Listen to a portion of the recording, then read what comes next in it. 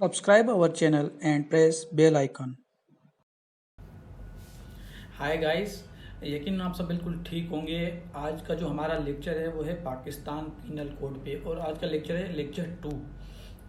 जैसे previous lecture में हमने पाकिस्तान पीनल कोड के सेक्शन 1 से लेके 25 तक पढ़े थे, तो आज हम सेक्शन 26 से स्टार्ट करेंगे। और अगर आपने हमारा चैनल सब्सक्राइब नहीं किया तो काइंडली चैनल सब्सक्राइब कीजिए और बेल आइकन को प्रेस कीजिए।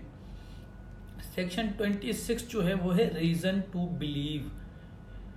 सेक्शन 26 में है रीज़न टू बिलीव, यानी कि आपके पास क्या रीज़न है किसी चीज़ को मानने का। आप किसी चीज़ को मानते हैं, यानी मैं मानता हूँ कि ये रिमोट है, मैं समझता हूँ। मैं मिसाल के तौर पे गली में आग जलाता हूँ तो मैं समझता हूँ, मैं जानता हूँ कि इससे किसी का पाँव जल सकता है, इससे किसी को नुकसान हो सकता है। तो that is a reason to believe. PPC में बताया गया है कि a person is said to have reason to believe a thing if he has sufficient cause to believe that thing but not otherwise। बताया गया है कि अगर कोई पर्सन जो है उसके पास सफिशिएंट काज है, उसके पास सफिशिएंट काज है कि ये इस तरह होगा, तो इट मीन्स कि he has reason to believe. देखो, रीज़न टू बिलीव जो है वो पीपीसी में बहुत सारे सेक्शंस में आता है। मैं यहाँ पर आपको बताता चलूँ। आगे चल के हम पढ़ेंगे सेक्शन 39 वॉलेंट्रली, तो वहाँ पे भी रीज़न टू बिलीव का जिक्र है। आप सेक्शन 412 जब पढ़ेंगे dishonestly receiving stolen property in the commission of dacoity, तो वहाँ रीज़न टू बिलीव जो है वो अच्छे से आपको पता चल जाएगा। उसके बाद सेक्शन 413 जो है habitually dealing in stolen property, वहाँ भी रीज़न टू बिलीव का जिक्र है। सेक्शन 415 है assisting in concealment of stolen property, वहाँ पे भी रीज़न टू बिलीव का है। सेक्शन 499 जो है डिफेमेशन का, वहाँ पे आपको रीज़न टू बिलीव मिलेगा।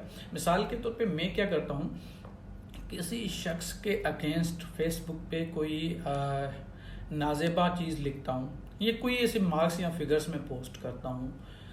अब भले मेरी इंटेंशन ना हो, ठीक है, मेरी नीयत नहीं है कि मैं किसी शख्स की रेपुटेशन ख़राब कर रहा हूँ, लेकिन जो चीज़ मैं फेसबुक पे पोस्ट कर रहा हूँ वो मेरे कॉमन सेंस, मेरा जो सेंस है वो अपील करता है कि ये जो चीज़ है जो मैं पोस्ट कर रहा हूँ इससे किसी की रेपुटेशन ख़राब हो सकती है। जिस शख्स के अगेंस्ट मैं चीज़ पोस्ट कर रहा हूँ उससे उसकी रेपुटेशन ख़राब हो सकती है। तो that sense of appeal, that knowledge is called reason to believe, यानी कि मुझे पता है, मैं जानता हूँ, मैं जान सक रहा हूँ कि जो चीज़ मैं कर रहा हूँ इससे किसी की रेपुटेशन पे असर पड़ सकता है।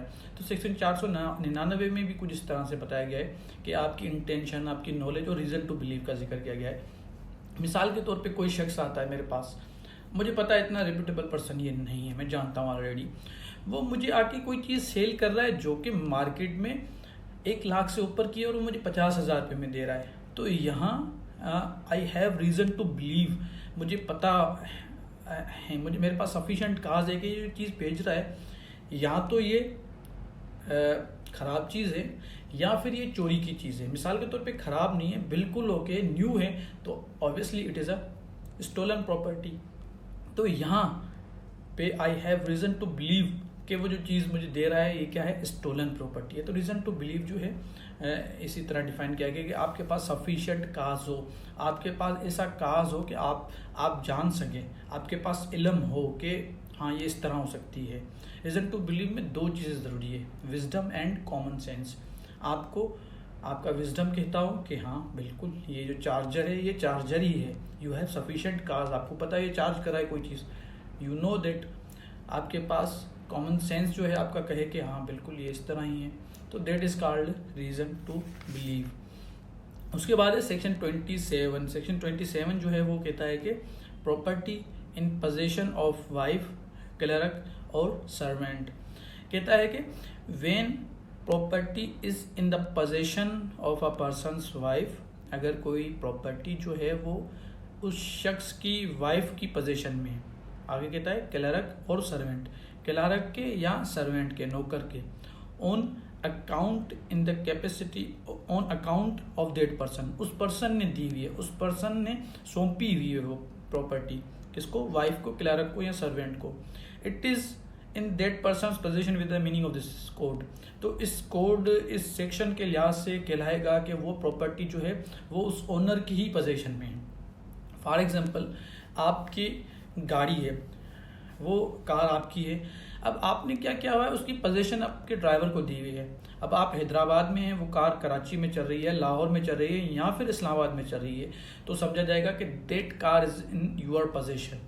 चाहे वो आपका ड्राइवर चला रहा हो, आपका सर्वेंट चला रहा हो, लेकिन आपने उसको सौंपी हुई है, आपके काम से वो चला रहा है, तो दैट विल बी अंडरस्टूड कि वो आपकी ही पोजीशन में है। चाहे टेम्पररी पर्पस के लिए, जो टेम्पररी पर्पस के लिए हम किसी को कोई प्रॉपर्टी सौंपते हैं, देते हैं, तो समझा जाता है कि वो हमारी ही पोजीशन में है। फिर वो वाइफ की पोजीशन में हो, क्लर्क की, या फिर सर्वेंट की। उसके बाद है सेक्शन 28 काउंटरफिट। ये एक बहुत ही इंपॉर्टेंट सेक्शन है। सेक्शन 28 जो काउंटरफिट है, ये आपको पीपीसी का चैप्टर जो 12 है एंड चैप्टर 18, वहाँ पे इसका यूजेज आपको मिलेगा इस सेक्शन का। सेक्शन 12 जो है वो रिलेटेड है कॉइन्स से, जाली कॉइन्स बनाना, जाली करेंसी बनाना। और चैप्टर 18 जो है वो है ट्रेड एंड प्रॉपर्टी से रिलेटेड, प्रॉपर्टी और ट्रेड मार्क्स वगैरह से रिलेटेड है चैप्टर 18। तो काउंटरफिट जो है वो क्या है, कहता है कि a person is said to counterfeit who causes one thing to resemble another thing.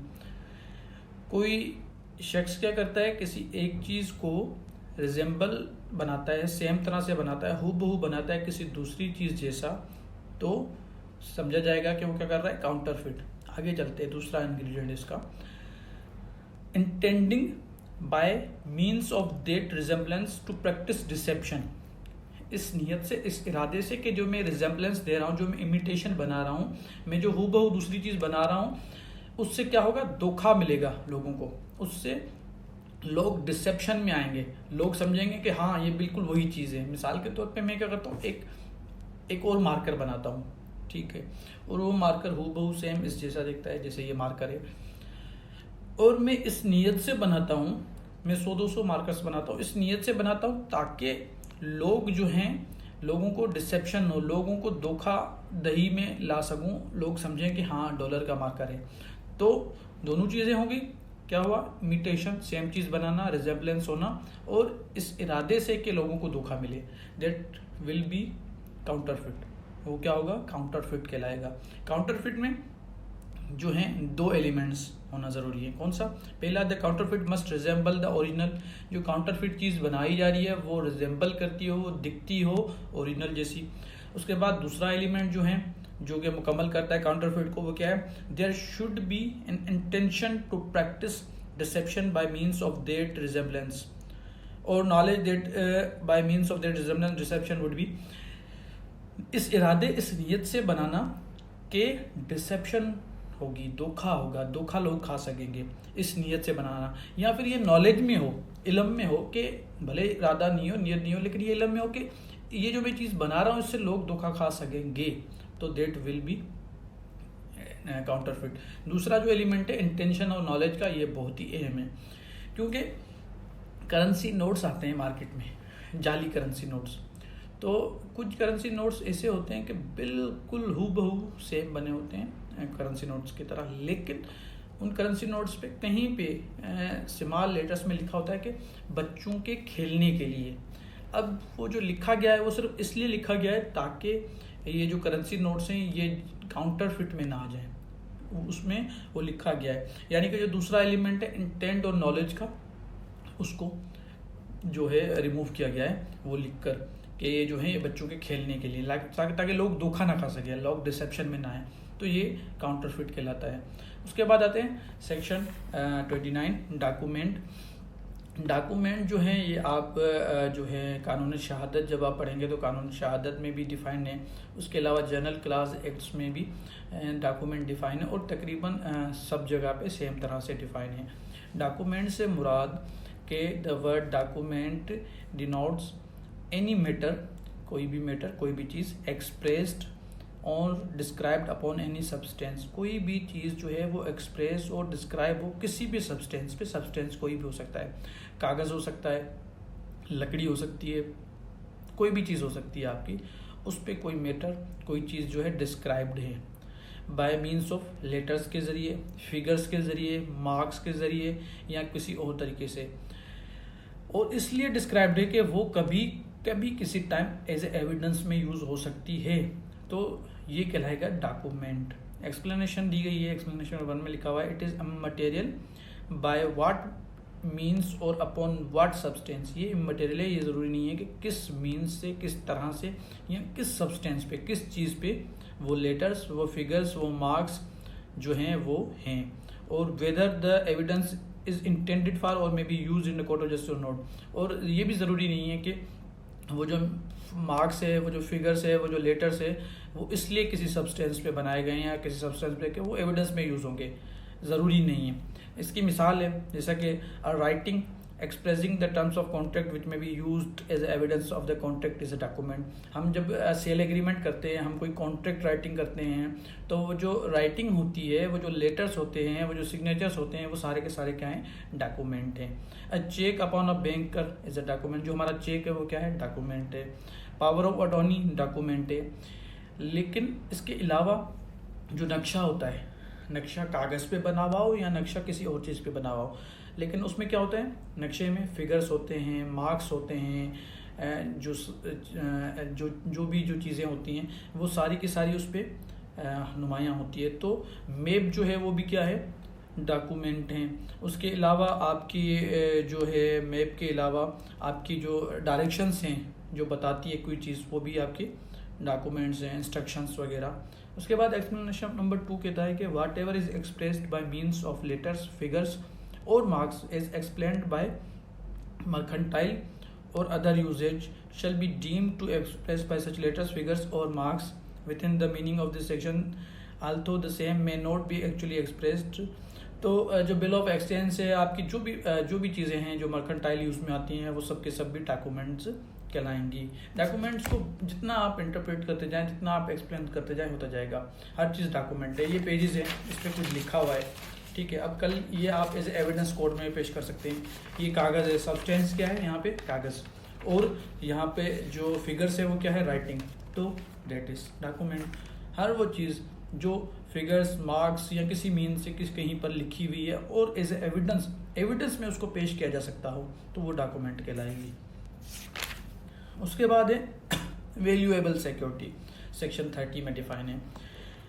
Valuable security जो है वो कुछ इस तरह से डिफाइन है कि the word valuable security denote a document which is or purpose to be document whereby any legal right created, extended, transferred, restricted, extinguished or released, or whereby any person acknowledge that he lies under legal liability or have not certain।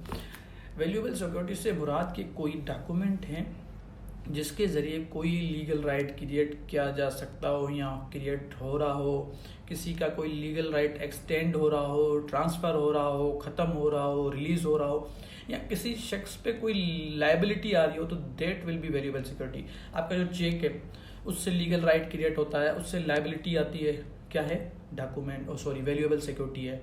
आपका जो bond है, price bond, वो भी आपकी valuable security है। आपका जो agreement है जिसके जरिए प्रॉपर्टी ट्रांसफ़र हो रही है, न्यू राइट क्रिएट हो रहा है, that is a valuable security.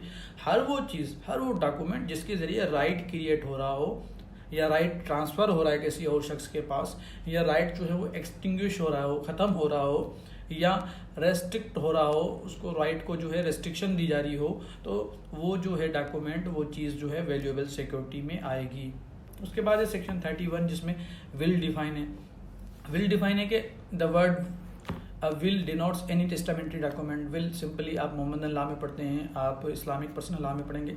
Will say मुराद कि कोई ऐसा टेस्टेटरी डॉक्यूमेंट जो ये बताता हो कि जो है डेथ के बाद, डिसीज पर्सन के बाद उसकी जो प्रॉपर्टी है, उसकी जो जमा पूंजी है, वो कहाँ जाएगी, वो किस तरह से डिस्पोज ऑफ होंगी, तो दैट इज अ विल।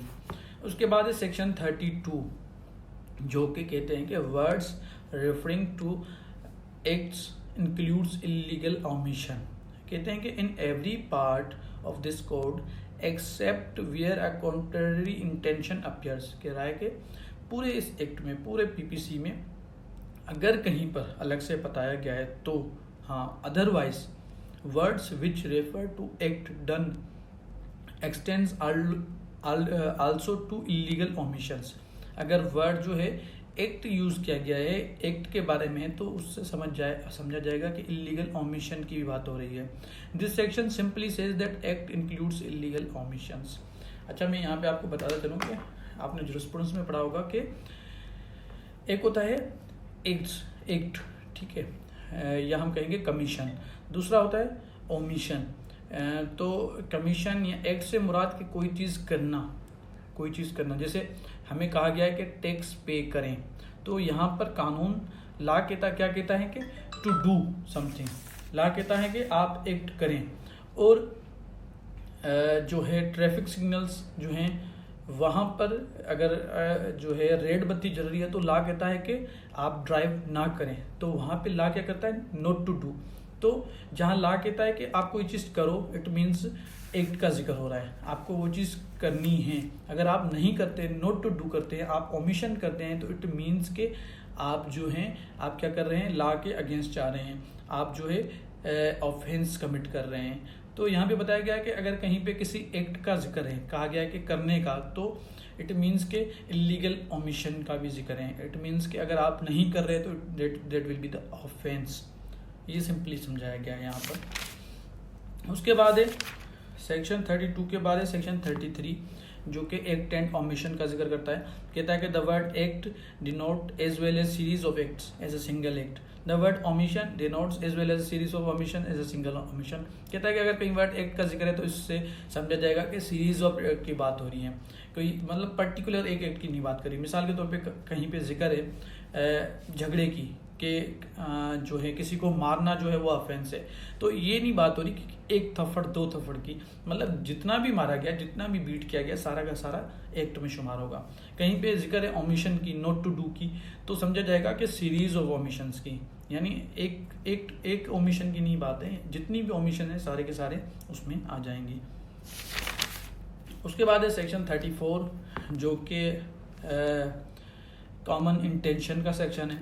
और ये सेक्शन कहता है कि act done by several persons, जो है एक्ट वो डन किया जा रहा है बहुत सारे लोगों के जरिए, एक से ज़्यादा लोग कर रहे हैं। इन फर्दरेंस ऑफ कॉमन इंटेंशन, एक ही नीयत से, एक ही इरादे से। When a criminal act is done, पहला इंग्रेडिएंट क्या हो रहा है, क्रिमिनल एक्ट किया जा रहा है बाय सेवरल पर्सन। दूसरा इंग्रेडिएंट्स, एक से ज़्यादा लोग हैं, दो चीज़ें होगी, क्रिमिनल एक्ट हो रहा है, एक से ज़्यादा लोग कर रहे हैं। इन furtherance of the common intention, किस जो इरादा है वो सबका सेम है। Furtherance of common intention, intention जो नियत जो इरादा है वो क्या है, कॉमन है, सबका सेम है। एक से ज़्यादा शख्स है क्रिमिनल एक्ट कर रहे हैं, और जो शख्स हैं, जितने सारे शख्स हैं, उन सबकी इंटेंशन जो है वो कॉमन है, एक ही है। तो each of such person is liable for that act in the same manner as if it were done by him alone. तो सबके सब जो होंगे उस एक्ट के बराबर के शरीक होंगे और सबको सेम मैनर से ट्राई किया जाएगा, सेम तरह से सब लायबल होंगे और सबको सेम तरह से जो है वो ट्राई किया जाएगा। जो सेक्शन 34 है ये विकेरियस लाइबिलिटी को डिफाइन करता है और जॉइंट लाइबिलिटी का जिक्र करता है सेक्शन 34। इसके 3 इंग्रेडिएंट्स हैं। पहला कि क्रिमिनल एक्ट हो, नंबर 1 क्रिमिनल एक्ट हो, इलीगल एक्ट हो, नंबर 2 सेवरल पर्सन हो, एक से ज़्यादा शख्स हो, नंबर 3 वो जो सेवरल पर्सन हैं वो कर रहे हैं in the furtherance of common intention, यानी कि जो इंटेंशन है, जो इरादा है, सबका कॉमन है, सेम है। उसके बाद है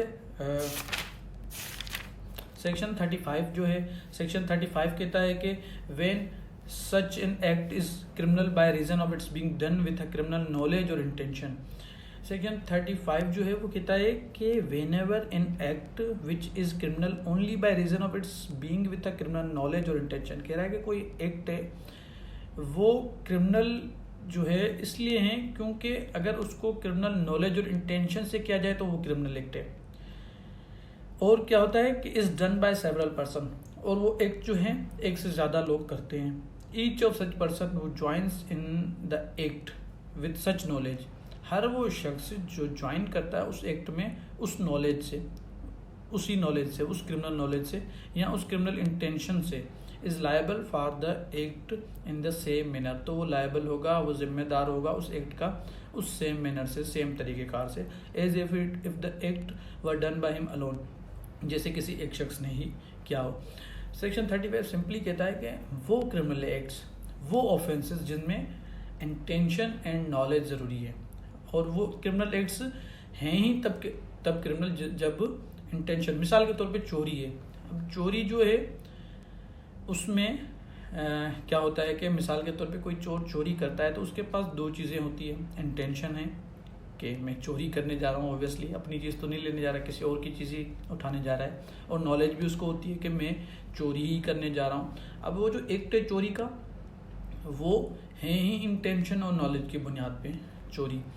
अब अगर एक से ज़्यादा शख्स, मोर देन वन पर्सन्स, किसी चोरी में जाते हैं तो समझा जाएगा कि सबकी नीयत, सबका इरादा एक ही था, सबका इरादा चोरी का ही था, और सबके सब बराबर के शरीक होंगे, सबको सेम तरह से ट्राई किया जाएगा, क्योंकि सबको पता था कि ये जो हम एक्ट करने जा रहे हैं सबके नॉलेज में था। आज का जो हमारा लेक्चर था वो यहाँ तक था। इंशाल्लाह नेक्स्ट लेक्चर में हम आगे पढ़ेंगे, बाकी जो कुछ सेक्शंस रहते हैं उनको हम कंटिन्यू करेंगे। यकीन आपको वीडियो पसंद आएगी, प्लीज़ इसको लाइक कीजिए, सब्सक्राइब कीजिए।